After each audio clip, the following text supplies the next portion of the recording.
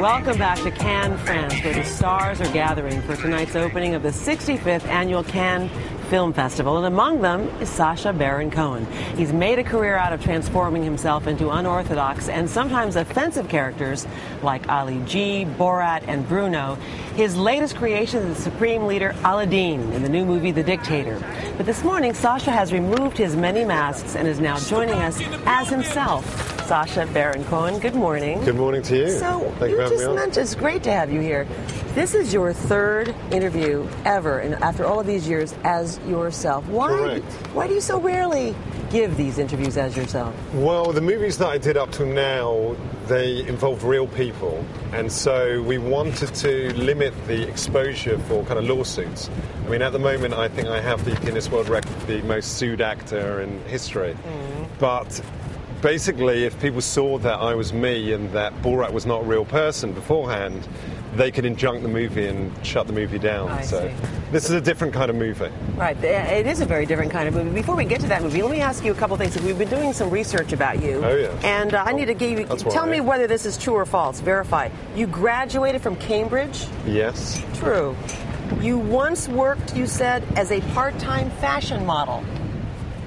Very part-time. Very part-time. Long time ago. 7 minutes. You sent Ryan Seacrest a new jacket after spilling ashes on him. That is correct, yeah. That's nice. Exactly. Well, and it had a little label inside, made by slave child labour in Wadir. But he didn't send me a thank you note. Unbelievable. The thoughtlessness of that. You know, in reviewing The Dictator, the New York Daily News calls you a political satirist with a peerless sense of the preposterous.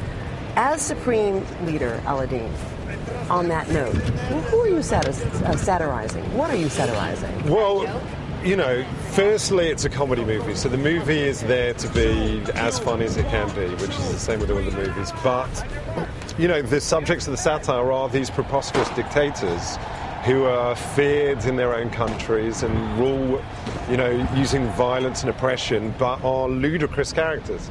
And the great thing is, at the moment, you know, they're being overthrown. So anything you can do to mock them and undermine that kind of false authority, I think it's a positive thing. You actually sought out terrorists to figure out how to be that character in this film. That just sounds so risky. Well, that was actually in Bruno. I interviewed a few terrorists, which was a little bit risky, yeah.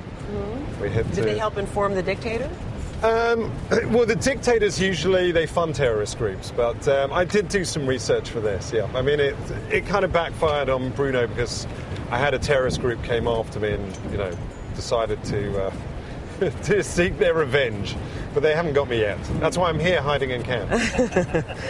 Time magazine says the dirty secret about this film is that it's actually a love story. Are you trying to, when are we going to tell us this? It's actually a love story. Yeah, well, it's, you know, we thought, you know, essentially how does this guy get to be a human being? And it's basically the story of this kind of dictator, like a Colonel Gaddafi figure, that ends up down and out in New York working in a vegan health food store. And he kind of falls in love with this very sort of masculine-looking hippie. She doesn't shave her underarms. She does not shave her underarms, and there's quite a powerful scene involving those underarms later on. An underarm love scene later on. And that's played by Anna Faris, actually. And he ends up becoming a little bit human. You know, despite the fact that this movie still has an R rating, it is deemed by some reviewers as being a kindler, gentler Sacha Baron Cohen movie. Exactly. You see, I'm softening as I get older. What's happening here? Do you agree with that idea? Well, I still think it's got the bite and it's got the edginess, and, you know, it's as funny as any of the other movies. And I know that because you know, when I'm editing the movies, every week I go out and show it to like another group of 500 people, and the laughs are as big and as steady as Borat. So, you know, but yes, there had to be a kind of love story here. There had to be a kind of softness to it, because the guy is so vicious, you know. You know, at the same time, you are playing these other roles. I mentioned to you privately that I thought you were spectacular in Hugo. You're also now going to be coming out in the movie Les Miserables, and you're actually playing a part which requires you to sing. Yes, that's where I am. Where is this career of yours that started in such an extreme edge here going, in your view?